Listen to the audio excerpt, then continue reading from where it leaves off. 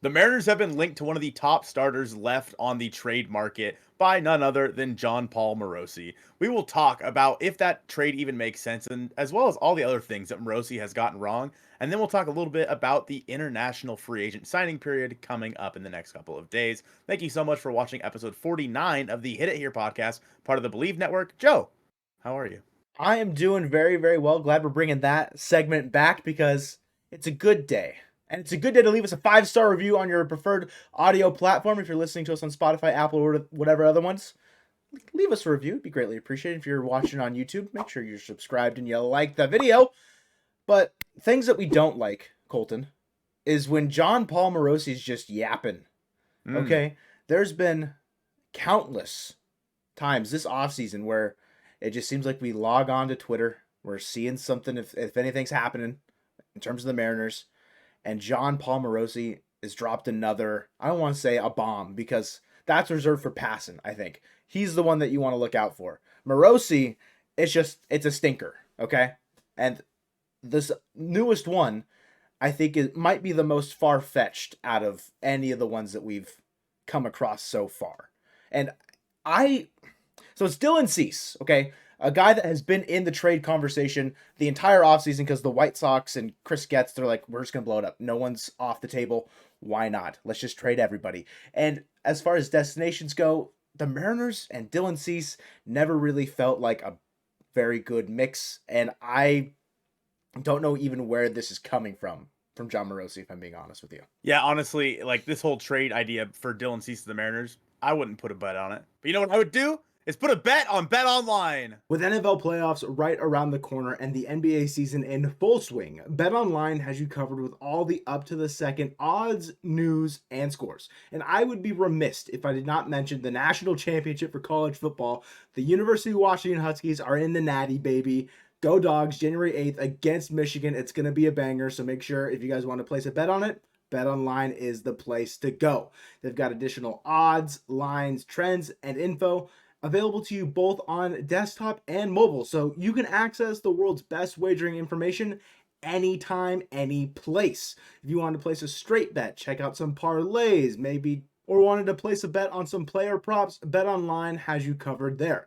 Head there today to get into the action and see all the updated odds. And remember to use promo code Bleav, that's BLEAV, to receive your 50% off welcome bonus on your first deposit. Bet Online. It's where the game starts. So yeah, I just don't understand why the Mariners would be linked to Dylan Cease. Obviously, one of the better starters left on this market. He'd be a free agent after the 2025 season, so you'd have 2 years of control with him. But you're going to have to give up probably one of Bryce Miller or Brian Wu in those trade talks, as well as some of your top-end talent down in the minor leagues. I don't know if it would take like necessarily Colt Emerson or, Lazaro Montez or something like that, but you're probably fishing in that area. And I think that if you're the Mariners, I don't see why it would make sense for you to go out and get Dylan Cease when you have to give up one of Wu or Miller, because that still does not fill out the problem that you have, which is getting bats. And if the Mariners were to do that, maybe they then flip Cease for the bats they need. Maybe they don't think they can get the impact bats they want with Wu or Miller. They want somebody a little more proven like Dylan Cease, then sure. But overall, I just think that it is the most ridiculous and strange Dylan Cease to the Mariners rumor. It's just ridiculous. It makes no sense that Morosi is linking these two teams. And if it happens, I am going to be incredibly surprised. I will get the yapper tattooed on my body somewhere if this goes through and Dylan Cease is a Seattle Mariner. Put it in pen or ink, I guess. It's just like it feels like there's no grounds for this rumor. And like the original linking in the MLB Network segment that they did, it was to the Baltimore Orioles, which I think is a destination that has made sense the entire offseason. Even the Braves, but they just traded Chris Sale and had to give up Vaughn Grissom. And so like looking at that package for Chris Sale and comparing it to like what Dylan Cease might cost because he's younger, doesn't have as much injury history. You're right in the fact that it would probably cost Miller or Wu in this package. But if you don't go that route, you try and trade from just like a prospect laden package, it's going to take the top talent. It's going to take Colt Emerson or Cole Young. I hope, like, for me, with where the roster stands right now, I don't think I don't want to trade Cole Young or Harry Ford. Those are probably my two that are very much so locks on not trading. For a guy like Dylan Cease, who was a Cy Young top 3 literally just a year ago. I know Alek Manoah's in that same conversation. Okay, I understand it was Verlander, Manoah, and Cease, which is a weird trio in 2022 to look back on. But the prospect package that we'd have to give to the White Sox, I think it would cost too much for what then we would have to trade either Miller or Wu in a package for bats, or if we just flip Cease. But like that doesn't make any sense to me either. It's the same argument of like we just extended Luis Castillo on a pretty decent contract in terms of how money is looking in the pitching market, and then we want to trade him to relieve payroll. Like that also doesn't make sense to me either. So like if we're acquiring Dylan Cease for whatever reason, it's to have him pitch for the Mariners in 2024. And like you said, yeah, I mean, it would almost like be the same thing if you were to trade Dylan Cease or to trade, because he's going to make what, $8 million next year? Yeah, is 8.8, I think, our arbitration projection. That is a great deal for Dylan Cease. Like that is an incredible value when you're giving Giolito $19 million a year. 100%. Dylan Cease's market after the Giolito signing and the Montas signing went through the roof. And same with somebody like Bryce Miller or Brian Wu, but Cease has been there, done that. He has proven that he is a force in the middle of any rotation. Whereas Miller and Wu, you could say, hey, they were good for a year. And to be fair, Montas was like that. He was good for a couple of years, and then he was pretty bad recently over the past 2. And now he is, making $16 million a year. So trading for Dylan Cease when you claim you don't have the payroll, it's going to cost you some of your top talent. In no way, shape, or form does it make sense, but God, I want it to happen now because I want it to get tattooed on your body. Yeah, you need that. I need that. Yeah, and the thing with Dylan Cease is that he's always had issues with his command. Like, he led the league in walks in 2022 while being a top 3 Cy Young, which is pretty incredible. But followed that up next year with 79 walks. In the previous year was 78. So he's still not figured out his command. He had a 180 ERA plus in 2022, but a 97 last year. And it was a down year for, I think, just about everybody on the White Sox aside from Luis Robert Jr. So it's like, how much would a change of scenery really help Dylan Cease? I think it could quite a bit, and especially, take some of the heat off of him at the top of that rotation. Whatever team he goes to, sure, he could still be the number 1, but the guys behind Dylan Cease in that White Sox rotation and in the bullpen were not doing him any favors. Also, the guys in the field really weren't doing him any favors either. So he's going to go to a contender because any team in the right mind that wants an ace in this pitching market, I think paying $8 million for Dylan Cease while having to give up some prospects in a trade package, it would make sense. But going back a bit here for Jon Morosi and why we just don't really have much faith, aside from the lack of just logic with this rumor, is that he's gotten a ton of things wrong this offseason. And it's maybe not, I want to say wrong, maybe it's just him kind of like putting feelers out into the universe. And how valid a rumor is, or how much credibility a rumor has that he's just kind of putting out there. Like at the beginning of the offseason, it's like Heimer Candelario is a fit for the Mariners at third base. And it's like, okay, yes, that was right after the Geno trade. So like, I think any third baseman on the market would have been a fit. Was that him necessarily linking the Mariners and Heimer Candelario together? Not necessarily, but Colton, there is a laundry list of players and just transactions that Morosi specifically has linked the Mariners to. And let's dive in. Yeah, I mean, I think the big one has been Cody Bellinger, which is who we all wanted at the start of this offseason. But yeah, he has linked Cody Bellinger to the Mariners, saying that, they need a free agent bat, blah, blah. And then it was rumored that he was going to get $200-something million. Like, no, that's not. I think it was after that it was rumored he was going to get that much money. He was like, the Mariners are players for Cody Bellinger. It's like, no, they're not. Don't lie to us. Like, anybody with a brain knows that they're not. Rhys Hoskins is another one that we've also, talked about. He's basically playing the same game that we are over here on the content side of things. Just like, hey, there's a name out there. Could this be a fit for the Mariners? Even if it doesn't necessarily make sense to everybody, could this be a fit? But when you're somebody like Jon Paul Morosi and you have that much say and that much pull, it's a little different than when you're a Mariners content channel just saying, hey, does this make sense? Yeah. When you're Jon Paul Morosi who talks about news and you're leaking out names like Rhys Hoskins, like Cody Bellinger, the Isak Paredes stuff, along with the Randy Arozarena stuff, like, that's scary. If you're Jon Paul Morosi, you gotta tune it back a little bit and say, hey, just so you know, I have no source here. I have no source. I'm just saying that this makes sense. And Morosi has no source, I feel like, on half of these things that he said. It's not even close. So who is your favorite so far, Yap? What's your favorite Yap? I think the one that just kind of like came out of nowhere was Josh Naylor. And that's obviously still, the Mariners have Ty France on their roster, and this was before we signed Mitch Garver. So back then, it was this idea is that they'll just alternate playing first base together. That's what the Guardians kind of did with Josh Bell and Josh Naylor at the beginning of last year, anyways. And it just kind of like came out of nowhere. Like they've had internal discussions about a potential trade with Josh Naylor and I was like, where is this coming from? Why would that even like? How does that conversation even start from the Guardians' point of view? And I don't know, because sometimes those little rumors they catch some traction. They start rolling downhill. They're gaining momentum, and either talks develop and then he ends up being right, or they're just completely stalled. You don't hear anything about it ever again. And I think that's kind of what happened with Josh Naylor, is that nothing ever happened after that initial, like, hey, Josh Naylor, Mariners. And I don't know if that's dependent on the Mitch Garver signing, like, I kind of mentioned. And the thing that's interesting about Morosi for me is he has actually been right on a couple things. Like last year it was the Teo trade, and that's I think what just boosted his pedestal to just be like, hey, anything and everything, I'm just gonna throw it out to the universe and hope it sticks.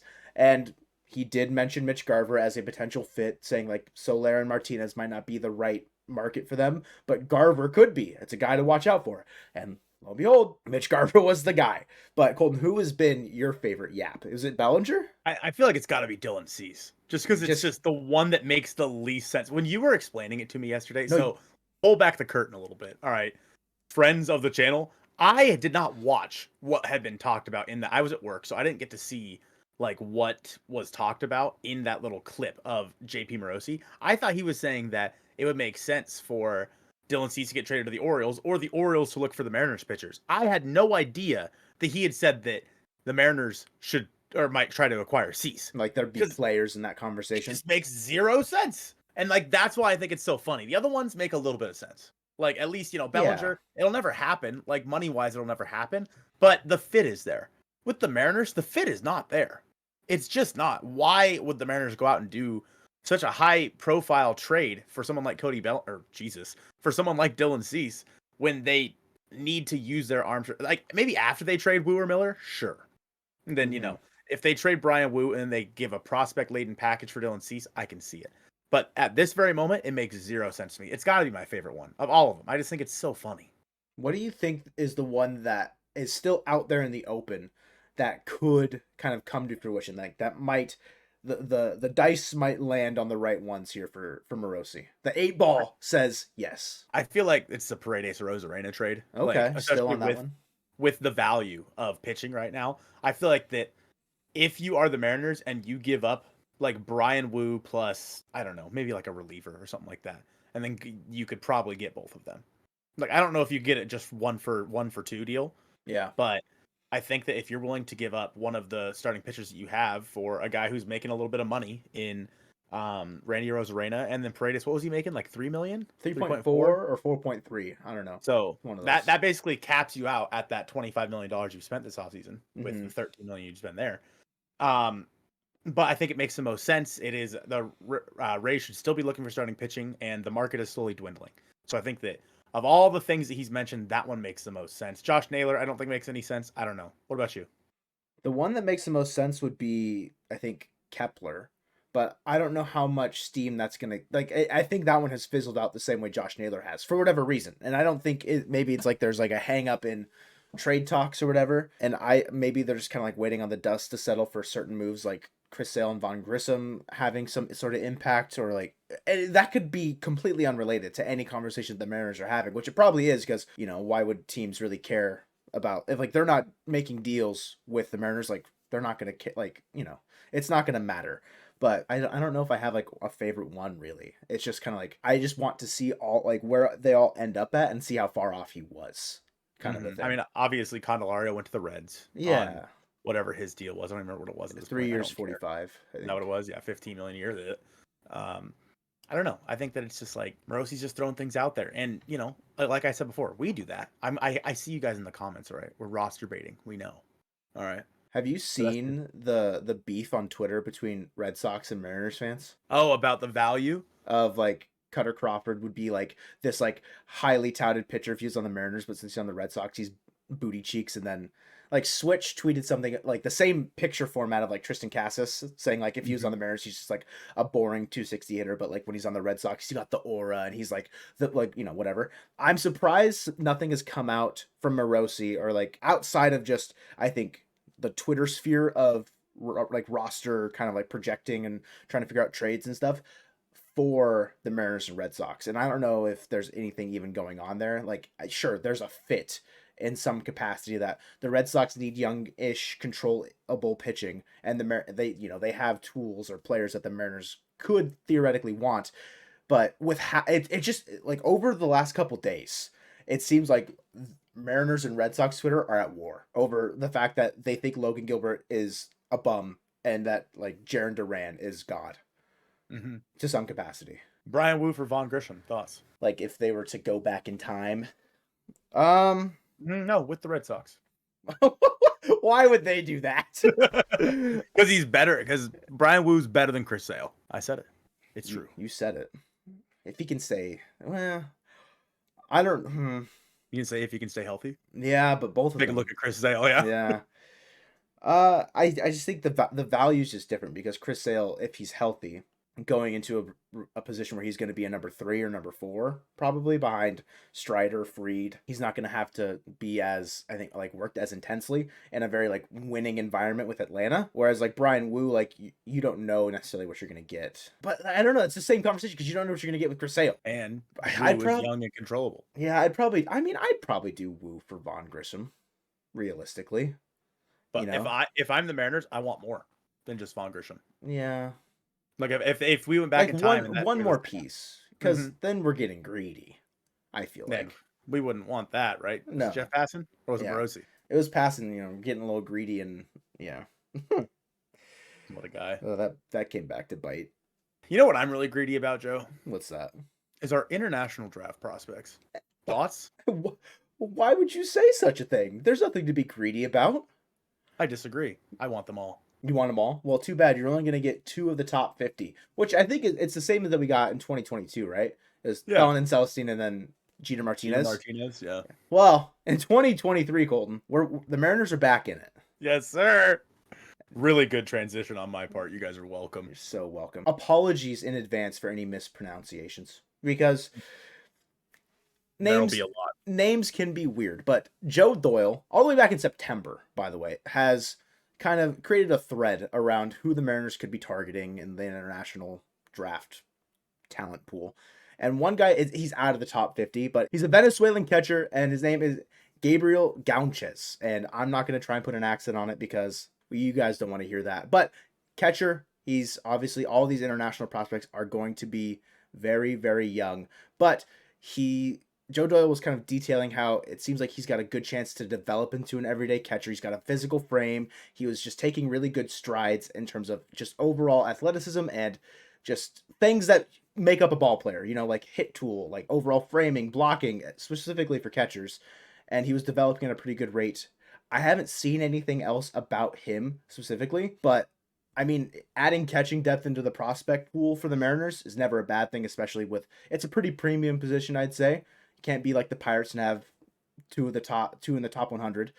But with Harry Ford probably graduating by the time he even sees rookie ball, if anything, maybe not even then, it'd be a good backfill if he develops well and, saying there's potential for him to be an everyday regular catcher. Never a bad thing to have. Yeah, I think that it makes it's very interesting because we haven't really seen a whole lot of, at least, I mean, I could be very wrong on this because I don't pay that much attention to the international draft until they eventually finally make their way up, because this is a lot to try to pay attention to, guys that are 8 years away or what have you. Yeah. But this guy, for example, I don't remember the last time the Mariners drafted a international catcher.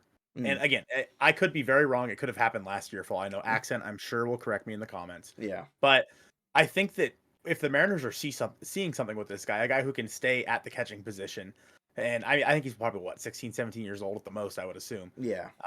And he can grow into his own in an organization that has Cal Raleigh and an organization that will have Harry Ford. I think that he's a guy who can have his time to develop. He's not going to be rushed to the big leagues, ideally. Mm-hmm. I think that this would be a really good sign for the Mariners, because a lot of times when you look at international draft prospects, they always end up being shortstops or second basemen, someone up the middle or center fielders, because they're just the best players on their team. And Yeah. then usually, eventually, as they get into affiliated ball, they start to get moved around, whether that be to third base or to one of the corner outfields. Like, for example, Julio, they thought he was going to be a right fielder up until like 2 years before he made his major league debut. He was, of course, an international draft prospect as well. And so I think that signing a guy like this, it's really smart for the Mariners to be able to give him as much time as possible to grow into his own, because we have seen guys who have, with catching being such a premium position, seen guys from that grow up in an organization become such a big deal. And I think that Julio's a great example. Ideally, this guy could be the next catching version of Julio, but I don't know. I do think that would be setting the bar pretty high, but it's nice to have some aspirations there. I know Ethan Salas was the number one international prospect last year at the catcher position, and the Padres were moving him rampant through their system. So, I mean, I don't think Gabriel Gaunchis is anywhere near that plane, but who knows? Because these guys could just develop out of nowhere and we'd have no idea. The next guy on this list, a guy that is in the top 50, Leandro Romero, a shortstop, Colton, like you mentioned.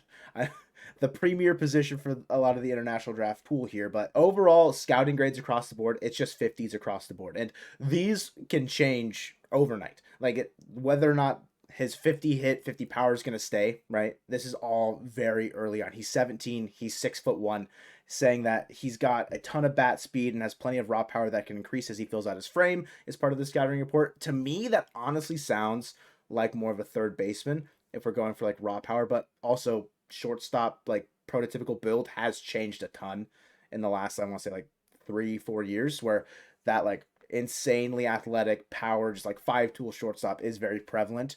And Leandro Romero is a guy that Joe Doyle has said is a risky low floor but high ceiling baller to play. And I think anywhere outside of like maybe like the top 25, top 30 for the international pool, that's probably what you're going to kind of find is, sure, they might develop into something, but more often than not, it's not going to happen. And with this style of play and this type of player, the low floor, high ceiling, especially with how the Mariners have been able to draft and other prospects that they've signed in the international pool, I think I'm pretty okay with like targeting a guy like this that could turn into a pretty huge deal. But if he doesn't, other players will be able to fill out that what he could have been. And I think that's kind of the idea with the international class like this is, you as a team, especially like the Mariners, you should be going out there and looking for high ceiling guys, but it's also very easy to see them bust. Like I wouldn't be shocked to see all of these guys bust, just because that's the nature of drafting guys that are signing guys that are just so young.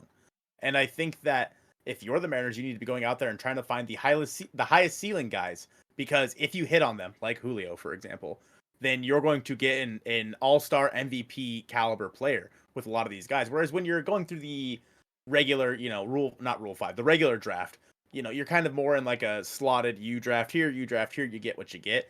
With the international pool, it's, you talk to these guys, you get to know them a little bit, and you go spend your international pool money where you see fit. Mm-hmm. I think it just makes more sense to go out there and get these guys who have the opportunity, when you see them, to grow into an everyday superstar. Whereas in the draft, you might be looking to be a little bit safer.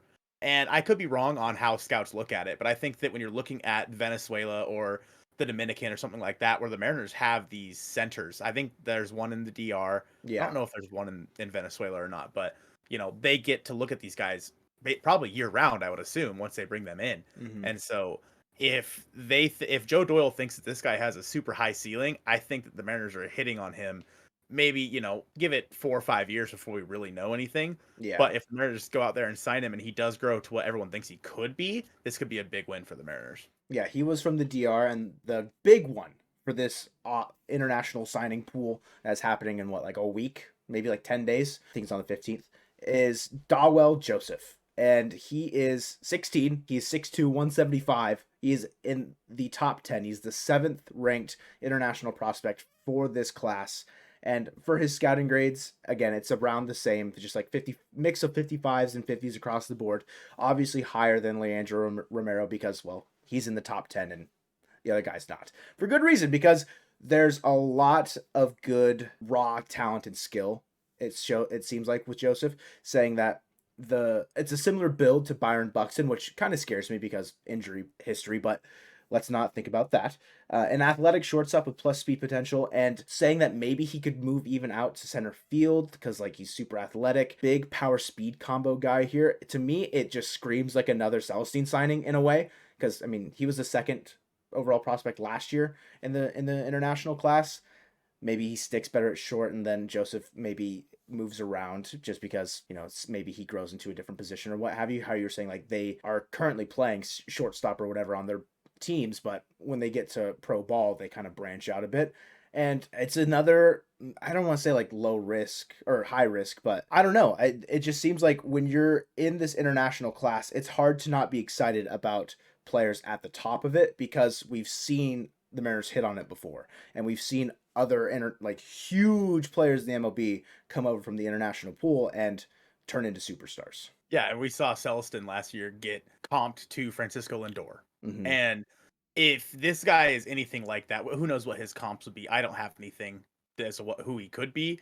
But I think that there's no such thing as a high risk play in the international class because these guys are, you're going out there, you're spending money, your international pool money, who cares, right? Go get the highest ceiling available. If they bust, they bust. And the Mariners, if they're signing a guy that's in the top 10, then obviously they're doing something right. And the Mariners have had a history of being good at this. They've had a history of going out there and finding guys like Celestine and like Julio, for example, and getting them to come to the Mariners. I think the Mariners actually have a pretty good feel for what a future star looks like when it comes to these international signings. And honestly, when you look at a lot of the players in the Mariners history, some of their best players, like let's talk Ichiro, let's talk, Edgar Martinez. These are guys, let's talk Felix. These are all international guys and they are the pillars of this organization. Mm-hmm. And the guys that we're looking at here could very easily, maybe not easily, but could be the very next pillars. Julio is another guy who could be the next pillar of this organization. Maybe Celestine, maybe, I maybe mean, Dual Joseph, who knows? yeah, I mean, Lazaro Montes is a guy that you are super, super high on. 2021 2022 international signing period, right? So Mhm. he's currently the 12th ranked prospect in the Mariner system on MLB Pipeline. He's probably going to, I think, climb a decent amount in the next six-ish months. But for Joseph, like saying like where he could be at potentially like ranked into the system when he gets signed, there's talk that Celestin, since he did injure himself last year, wasn't able to play a bunch. By the time next year, like 2025, he could be the number one prospect in the Mariners system. There's that high of upside for him. Joseph, it might not be as high, but there's a good chance he's going to be a top 10 prospect within the Mariners system pretty quickly. And it's hard to not be excited about guys that end up there just because there's so much buzz and hype around them. And so saying that the Mariners have success in that international pool is no joke because there's a flurry of them. I think each single time the prospect like list gets updated. Gina Martinez, he was the other big one from 2022. He's going to be shooting up the boards, I'd say, as well. He had a fantastic DSL. So if he if his game translates and his success translates to pro ball in the States, he's also just going to keep climbing that ladder. And now that we're into 2024, we have a special announcement that we here at Mariner Mojo, as well as the You Love to See It podcast and the YouTube channel, we're going to be going out and making a creator league full of Mariners content creators around Twitter, around YouTube, etc. And I want you guys to name my team. So we'll have a friendly competition down below in the comments.